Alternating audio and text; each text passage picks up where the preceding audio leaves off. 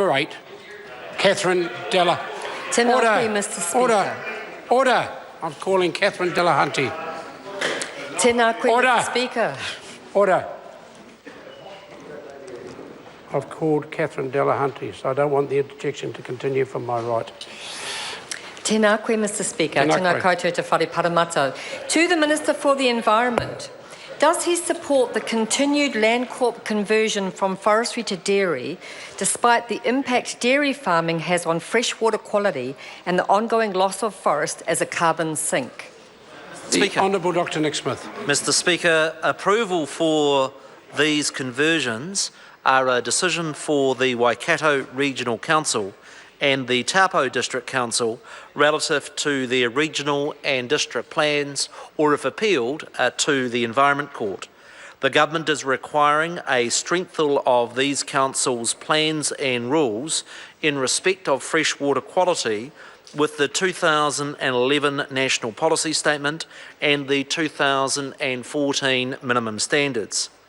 I also note that Landcorp is contractually bound to do these over $200 million worth of conversions and to manage the farms until 2049 under a deal approved by the then government in 2004.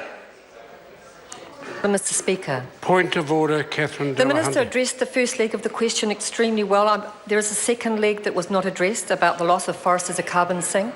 If the Minister would be kind enough to address the latter part about the ongoing loss of carbon sinks. Mr. Speaker, if any forest is lost as part of the deal, they are required to meet those through the ETS obligations.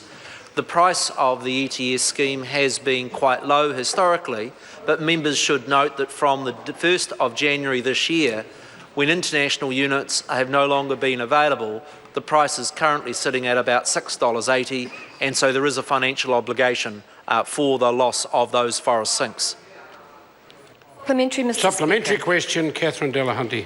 To the Minister, is it okay for a government-owned farm operator to sacrifice the health of the Waikato River for increased dairy production in the upper catchment while displacing a carbon sink with yet another source of greenhouse gas emissions? Is that okay with the Minister? Speaker. The Honourable Dr Nick Smith. Mr. Speaker, the difficulty for the government is that contractual obligations were entered into in 2004 that oblige Landcorp to be able to convert those farms. My understanding is the number of about 9 farms have been converted, about 29 are proposed in the deal.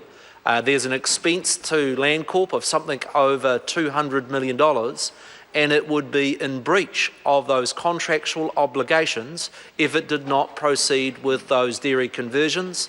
The job of government is in terms of the regulatory regime, and that is why we have put in place a national policy statement and minimum water quality standards that the Waikato Regional Council is required to implement into their regional plan. Supplementary question, Catherine Delahunty. Given the fact that the Parliamentary Commissioner for the Environment and the OECD Economic Survey have highlighted that standard mitigation measures, such as riparian planting, struggle to keep up with nitrogen losses, what action is the Minister taking to reduce the density of cows on farms, which is the source of nutrient pollution?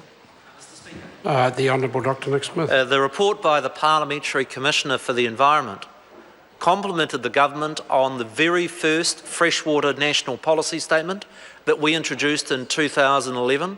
I commend my colleague Amy Adams on the very hard work that went into putting the minimum standards into that national policy statement. The Parliamentary Commissioner for the Environment noted the momentum that is taking place all across New Zealand in getting those national standards implemented at a regional level, and that is what we need to see through if we're to deliver the step change in these impacts on water quality. Supplementary question, Catherine Delahunty.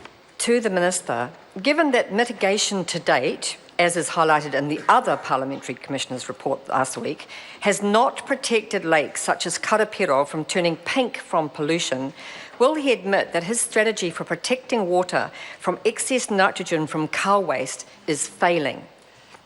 The opposite, Mr. Speaker. The Honourable Dr Nick Smith. Mr. Speaker, I would point to a lake like Lake Taupo and the progress that we have made with the specific initiative there. I'd look at a lake in my colleague Todd McClay's electorate where he has worked hard, and Lake Rotoiti, I'm advised, is the best it has been in 25 years. I would look to the partnership that this government has formed in the Manawatu and the progress that has been made in that catchment. I openly acknowledge there is more work to do, and that is why the government has been quite open about the next steps we intend to take around improving freshwater management, with a discussion document out by myself and the Ministry of Primary Industries planned for later this year, early next year, to ensure we take those next steps. Question number 9, Fletcher Tabuto.